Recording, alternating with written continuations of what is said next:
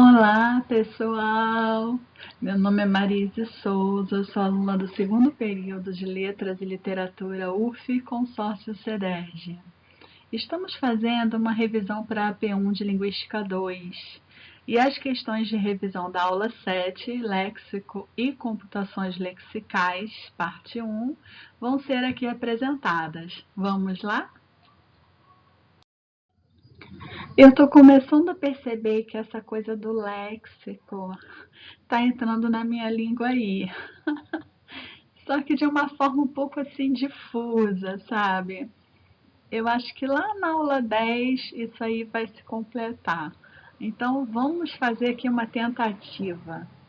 Aqui refere o termo traço na caracterização do léxico e quais são os tipos de traços que compõem os itens lexicais. As informações conceituais e linguísticas armazenadas no léxico de uma língua encontram-se organizadas na mente de maneira sistemática e coerente. Cada item do léxico é, na verdade, um conjunto de traços, ou seja, um conjunto de informações relativas a esse item. Os traços lexicais podem ser de três tipos: semânticos, fonológicos e formais ou sintáticos. Bom, gente, primeiro, vamos lá pegar mais alguma coisa da apostila para a gente poder complementar essa resposta. Então, o léxico, ele, na verdade, a gente não tem o léxico na língua I, né? A gente tem a capacidade de armazenar o léxico, mas o léxico vem de fora, vem da língua E. Então, é aquele repertório de morfemas, palavras, frases, que vão ficando armazenados no nosso léxico mental. Aí a gente já usa a letra maiúscula. Léxico, com letra maiúscula, é esse lugar da mente onde a gente vai armazenando as experiências que vamos adquirindo na língua E. Então, ele é meio que assim um repositório daquelas coisas, né, daqueles itens que só a sua língua tem, né? Assim, existe um léxico universal também, segundo a apostila fala, mas ele é limitado. O que a gente vai usar aqui, né, durante a nossa discussão, é esse léxico específico da língua E, que a gente vai internalizando na língua I. Agora eu acho que eu estou começando a entender. Então, apesar, né, assim como dizia Saussure, que o signo e o significado são atribuídos arbitrariamente, apesar disso, né, e no léxico estão lá os signos e os significados, existe um armazenamento que é sistemático e coerente, apesar dessa arbitrariedade toda. E a gente vai ver no decorrer das respostas das questões como é que isso pode acontecer, né? Então, essa forma sistemática e coerente é o que está por trás da arbitrariedade dos itens lexicais, que a gente agora vai começar a conhecer, né?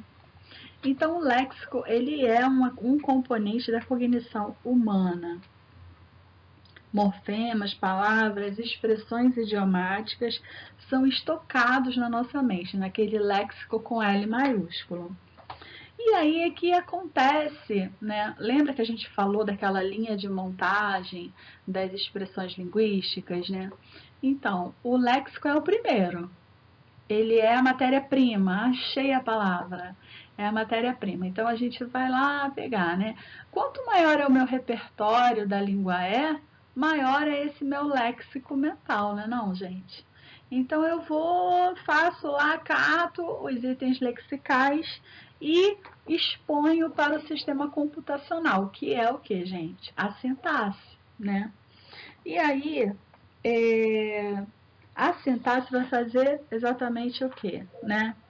Primeiro, duas coisas.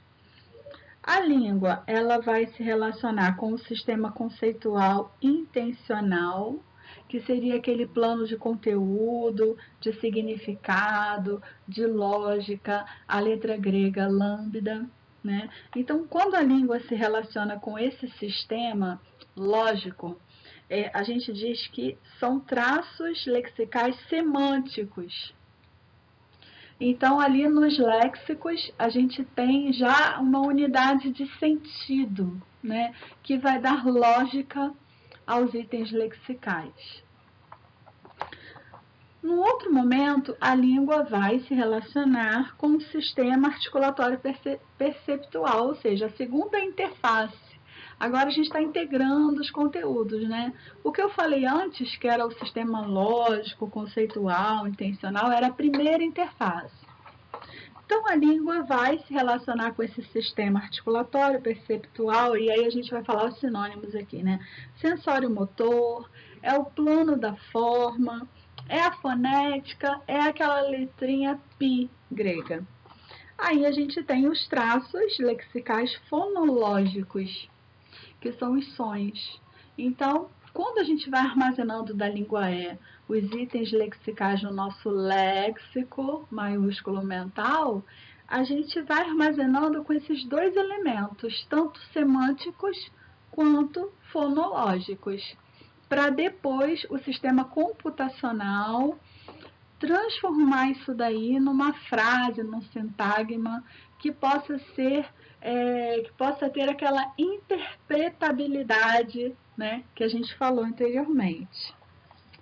Então, aqui tem mais uma vez o exemplo da palavra casa. Casa, com K-A-Z-A, seria o traço fonológico do item lexical. E casa, C-A-S-A, é o significado, né? A parte lógica do item lexical. Então, quando a gente junta essas duas coisas, apesar deles terem sido criados arbitrariamente, né? Em algum momento alguém, um grupo, não sei, determinou que casa em português seria escrito de tal forma, seria falado de outra forma e teria um significado próprio, que é um tipo de moradia. Então, deu para entender, gente, a importância, a relação entre o sistema lexical e o sistema computacional. E que traços, né, que são levados em conta. Então, a gente tem os traços fonológicos e os traços semânticos, ou seja, sentido e som. Dois planos da língua, conteúdo e forma. Forma é som, conteúdo é sentido, tá bom? Semântico. Continuando. Na continuação da resposta, podemos ler: os traços semânticos presentes no item são aqueles que estabelecem relações entre a língua e o sistema conceitual intencional, que eu já expliquei. Já os traços fonológicos estabelecem relações entre a língua e o sistema articulatório perceptual, não esquecendo que o sistema conceitual intencional e o sistema articulatório perceptual são aquelas duas interfaces entre a linguagem, né, a produção da linguagem, a língua I, e depois a língua E. Traços formais codificam informações a serem acessadas e usadas pelo sistema computacional, que é o nosso sistema que vai ordenar as palavras de acordo com as suas classes. Aí a gente daqui a pouco vai falar um pouquinho disso, né? Os traços formais. Acho que já dá para começar a falar. Então, os traços formais, eles vão orientar o sistema computacional, ou seja, as relações sintáticas entre os itens lexicais. E aí a apostila dá o exemplo do verbo ver. Então, o verbo ver, ele tem traços semânticos, que seria o quê? A gente precisa entender o sentido, o significado desse verbo. Os traços fonéticos, que é como eu pronuncio esse verbo. E os traços formais, que é onde a gente está chegando agora, que são as funções sintáticas. Então, qual é a função sintática do verbo, né? Ele é o núcleo do predicado verbal. Então, por exemplo, eu tenho uma oração, né? João viu Maria. E aí eu tenho sujeito João, predicado viu Maria. Viu é o núcleo do predicado, que é um verbo. Então, o que a gente está fazendo aí? A gente está usando o sistema computacional para avaliar, ou seja, para dar o veredito, né, se essa oração realmente ela é gramatical. Porque existem orações que são agramaticais. Então, vamos dar um exemplo. João, visão, Maria. E aí eu tenho João sujeito, predicado, visão, Maria. Visão não é um verbo, né? Então não cabe ali visão. Visão é um nome. Então, o que eu fiz agora? Eu troquei as categorias, né? Eu coloquei uma categoria nome, que a gente chama de categoria N, no lugar de uma categoria verbo, que a gente chama de categoria V. Então, quando eu faço isso, o sistema computacional, ele reprova. Por quê? Porque deixa de ser uma oração gramatical, passa a ser agramatical.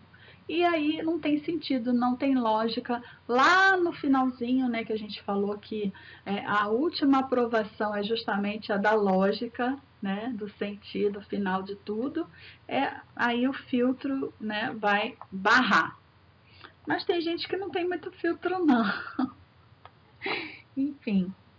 Bom, nessa oração, quando a gente usa o verbo ver, né, a gente pode ter aí várias coisas acontecendo. Por exemplo, existe alguém que vê, esse verbo ele pede isso, né? Ele pede que alguém execute a ação. E ele também pede que algo seja visto. E para isso existem as flexões desse verbo, que são flexões em torno de tempo, modo, número, pessoa, e aí o verbo vai aparecer como? Viu, vê, verá, vejo, veremos. Continuando, a gente já introduziu a resposta a essa pergunta, mas vamos lá. Por que os traços formais, e em particular os traços categoriais, são relevantes para o sistema computacional? Traços formais carregam a informação necessária para que o sistema computacional possa construir estruturas linguísticas, isto é, informam a respeito das relações sintáticas que um dado item lexical deve estabelecer com outros itens no interior da sentença em que venha a ser inserido. É quase como se um léxico conversasse com outro, né? Então, assim, o verbo fala com o substantivo, né? E aí o verbo diz, olha, eu faço isso, né? E o substantivo diz, eu faço aquilo, né? Cada um sabe direitinho qual é a sua função na oração, né? E o sistema computacional, ele vai justamente trabalhar com isso. Então, vamos entrar de uma forma mais teórica nessa questão, né? Então, o traço formal, ele é a categoria gramatical. Agora sim, né? Vai fazer todo sentido. Então, a gente tem verbo, nome, pronome, adjetivo, advérbio. Tudo isso aí são traços formais categoriais, né? O traço categorial serve para o sistema computacional distribuir o item lexical na frase. Então, aí eu já dei até aquele exemplo, né, de João viu Maria, e ficou bem claro para a gente como que a gente consegue fazer uma frase que seja, né, gramatical e outra agramatical, né? Então, vamos lá, outra categoria que a gente ainda não falou no exemplo, a categoria A, que é o traço categorial adjetivo, que se destina a modificar os nomes. E um outro exemplo, a categoria ADV, né? Que é um traço categorial que se destina a modificar verbos, que são os advérbios. Fechou? Vamos ver mais um pouquinho aqui, vamos complementar mais um pouquinho. A continuação dessa resposta é a mesma essência, né? Porém, dito de outras palavras. Então, é bom a gente ler, que aí vai fixando cada vez mais o conhecimento. Então, a continuação da resposta diz o seguinte, que um tipo específico de traço formal é a informação relativa à categoria de um item lexical. Então, esses itens apresentam informações sobre a classe de palavras a qual pertencem. Verbo, nome, pronome, etc. Esse tipo de traço, ele é uma informação relevante para o sistema computacional, porque é o traço categorial de um item que determina, por exemplo, a sua posição na distribuição dos outros itens dentro de uma frase. Vamos continuar. Agora aparece um novo traço do item lexical, que é o traço de seleção. Como é que essa noção de traço de seleção se relaciona com os conceitos de predicador e argumento? Gente, parece difícil, mas não é não. Vamos lá, vamos com calma, respira fundo. Eu sei que essa matéria parece assim um pouco abstrata, né? Mas ela é muito legal. Outro tipo de traço formal diz respeito às propriedades de seleção de determinado item. Ou seja, um item lexical, ele tem nele mesmo a capacidade de recrutar outros itens. Isso é compulsório, não tem escolha. Vamos pegar aqui o exemplo do item casa. Se eu dou esse item lexical para o sistema computacional, que seria a sintaxe, o que o sistema computacional vai fazer? Vai colocar esse item casa em algum lugar da frase, né, junto com os outros itens de forma linear. Beleza, mas o item casa, ele não tem traço de seleção, ou seja, ele não faz questão de nada ali para que haja sentido. Agora vamos voltar ao exemplo do verbo ver. Nós falamos anteriormente que o verbo ver isoladamente, ele ele precisa, né? Ele é como se fosse imprescindível para ele selecionar, recrutar outros itens lexicais. Então, ele tem o traço de seleção. E o que ele recruta, a gente chama de argumentos. Então, argumento, por exemplo, o verbo ver, ele exige dois argumentos, que são quem vê e o que vê. Então, o verbo ver pede três argumentos, né? E ele é um verbo, aliás, ele é um item lexical predicador justamente porque ele tem esse traço de seleção. Os que não têm traço de seleção, conforme eu dei exemplo, o item lexical casa, ele não é um predicador, portanto, ele não vai ter argumentos. Então, certos itens apresentam a possibilidade de selecionar outros itens, com os quais vão obrigatoriamente compor a estrutura de uma frase. Então, gente, isso daí não tem como escapar, é compulsório, faz parte daquele item. Ele é obrigado a conviver com os outros itens na frase. Quando o item possui traços de seleção, dizemos que ele é um predicador. Ele pode selecionar outros itens para compor uma estrutura. Então, vamos ver aqui, ó. Deixa eu ver se eu não falei alguma coisa. Os itens que são obrigatoriamente selecionados pelo predicador são chamados argumentos. E aí eu coloquei, né? Quem experiencia o verbo ver e qual é o tema, o objeto do verbo ver. São esses dois argumentos. O restante já comentei. Continuando a nossa resposta, já os elementos que são selecionados por um predicador são chamados argumentos. Gente, vamos repetir para não esquecer. Já começam a aparecer as letrinhas, olha só. Um verbo, que é a categoria V, né? Como comprar, na frase João comprou uma casa. Ele é um predicador com dois argumentos, assim como o exemplo anterior. Então, ele pede alguém que comprou e o que comprou. Então, os dois argumentos são João, casa. Já um verbo como colocar na frase Marcelo colocou o dinheiro na poupança.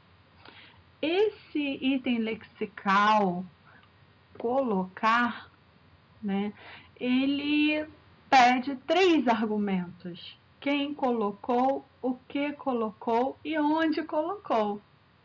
Então, são Marcelo, dinheiro e poupança.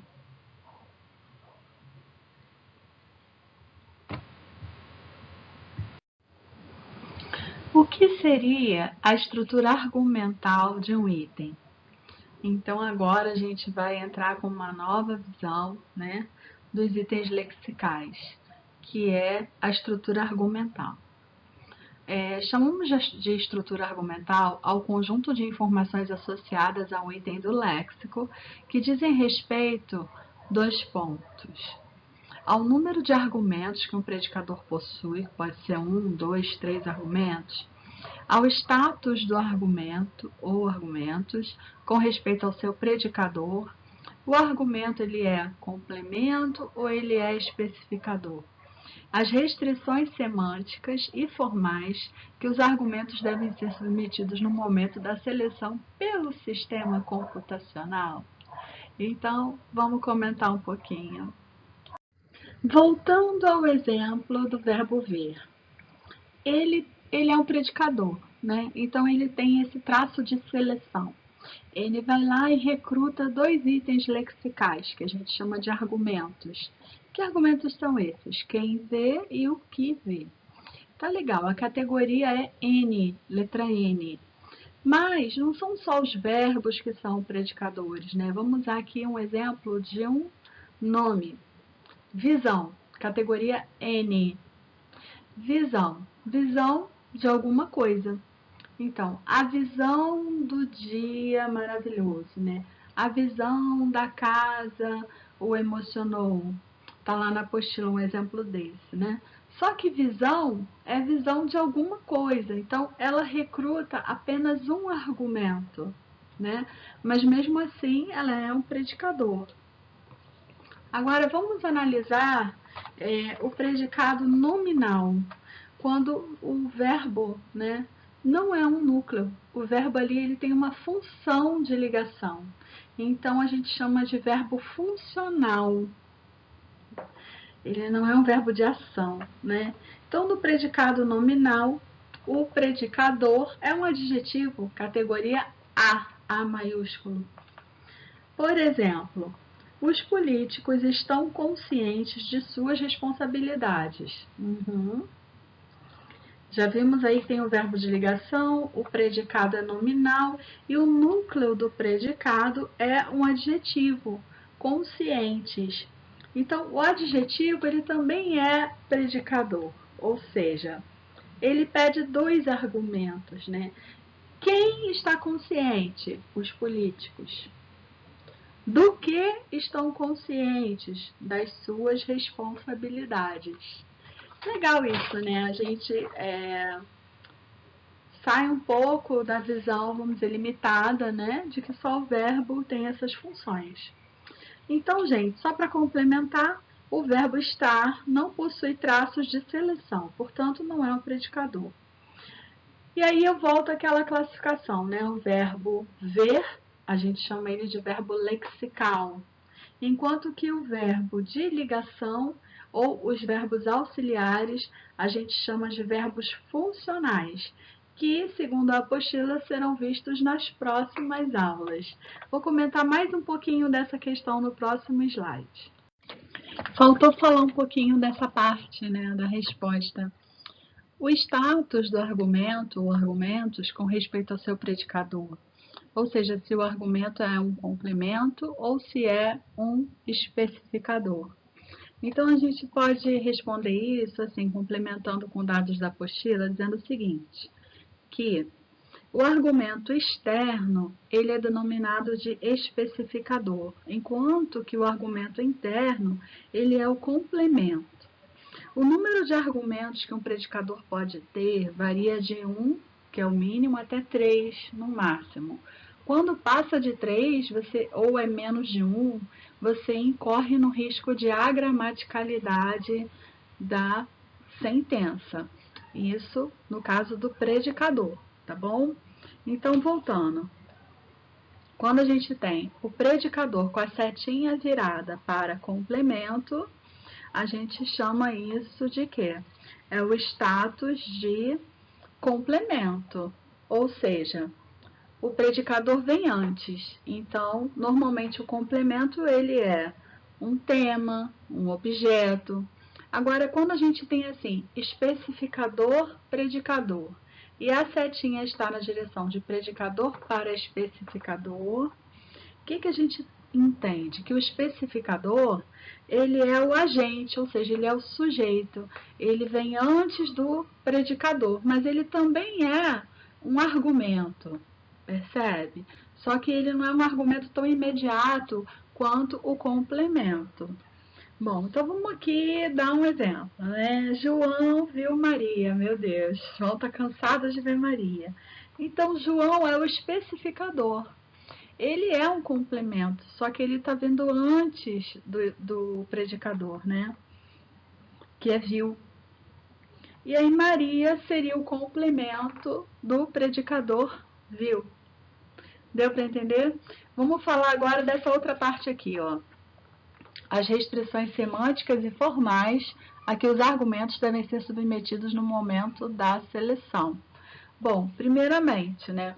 Quando a gente viola a estrutura argumental de um predicador, a gente gera agramaticalidade. Por exemplo, eu tenho aqui um predicador, um verbo qualquer, e aí eu coloco um complemento ou um especificador que não tem nada a ver com o sentido lexical desse verbo. Então, aí eu estou produzindo uma agramaticalidade. Daqui a pouco eu vou dar um exemplo, tá bom? Antes de dar esse exemplo, eu queria falar de algo que não está aqui na questão, mas que eu achei muito importante, que é o seguinte: os adjuntos, né? Eles não são previsíveis, mas eles podem ser selecionados livremente pelo autor do discurso. Então, de acordo com a sua escolha, o falante ele pode, por exemplo, dizer assim, né? Tão maravilhosamente bela, ou seja, ele coloca vários adjuntos que vão qualificar um determinado nome, né? E, enfim, esses adjuntos eles não vão saturar a sentença, né? Eles não vão atribuir agramaticalidade à sentença. Agora eu vou dar o exemplo de agramaticalidade. Por exemplo, entrou. Entrou vem do verbo entrar, né? O verbo entrar, ele pede um argumento, que é o especificador, ou seja, o sujeito. Quem entrou? Né? Maria entrou. Agora, se eu falo assim, Maria entrou para dentro, esse complemento para dentro, né, na verdade, ele não é um complemento adequado, ele está violando a estrutura argumental de um predicador, que seria o verbo entrar. Ou fulano saiu para fora. Então, são exemplos de agramaticalidade, quando a gente viola a necessidade do predicador por determinados argumentos e a gente acaba dando outros argumentos que não compõem, que não complementam o sentido esperado. Eu acho que deu para entender.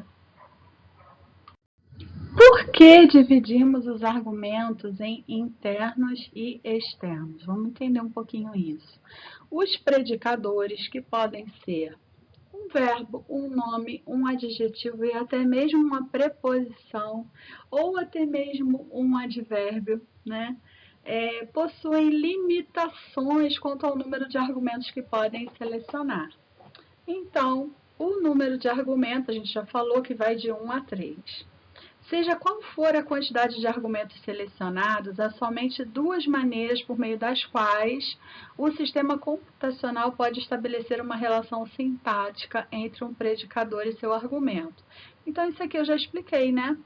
Predicador que gera um complemento ou então um especificador gerado pelo predicador. Mas o especificador vem na linearidade da frase, ele vem à frente do predicador, porque isso aí é uma função do sistema computacional, ou seja, da sintaxe.